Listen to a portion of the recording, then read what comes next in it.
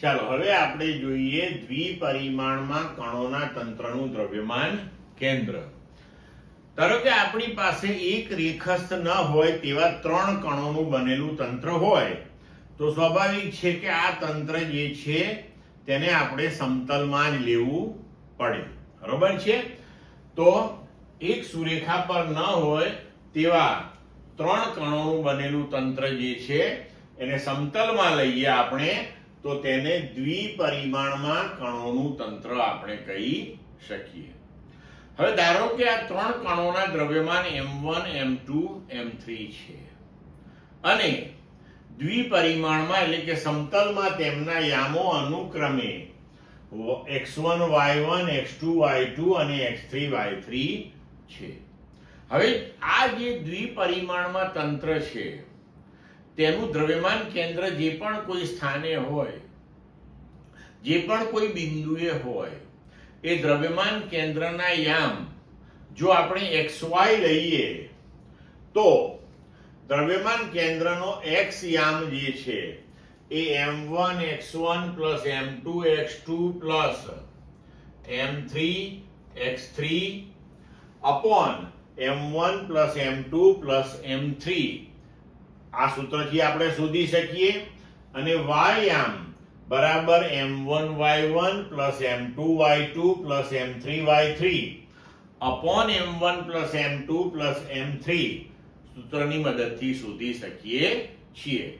એટલે આપણે લખી શકીએ કે દ્રવ્યમાન કેન્દ્રના યામ xy બરાબર આપણે લખી શકીએ કે x યામ એટલે m1 x1 plus m2 x2 plus m3 x3 upon m1 plus m2 plus m3 અને તે જ રીતે y યામ એટલે m1 y1 plus m2 y2 plus m3 y3 upon m1 plus m2 plus m3. હવે આપણે આગળ જોઈએ કે જો ત્રણેય કણોના દળ સમાન હોય તો આપણે લખી શકીએ કે દ્રવ્યમાન કેન્દ્રનો x યામ એટલે mx1 plus mx2 plus mx3 upon m plus m plus m.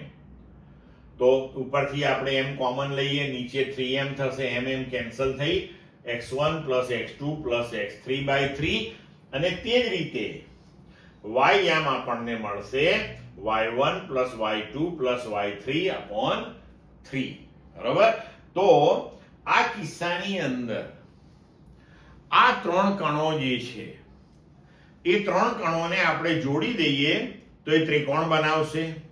તો આ ત્રણ કણોને જોડવાથી બનતો જે ત્રિકોણ છે, બરોબર છે, તે ત્રિકોણના મધ્ય કેન્દ્ર ઉપર જ આ દ્રવ્યમાન કેન્દ્ર હશે. બરોબર છે? આ આપણે યાદ રાખજો, એક્ઝામ્પલ્સમાં એમસીક્યુમાં આપણને કામ લાગે.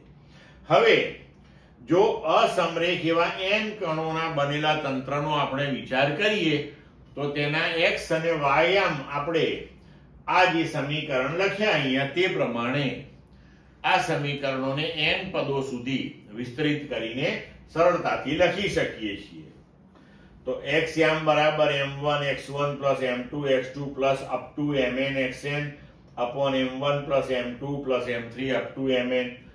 તો sigma mi xi upon m તથા y યામ તેવી જ રીતે m1 y1 plus m2 y2 plus up to mn yn upon m1 plus m2 plus m3 up to mn બરાબર sigma mi yi upon capital M.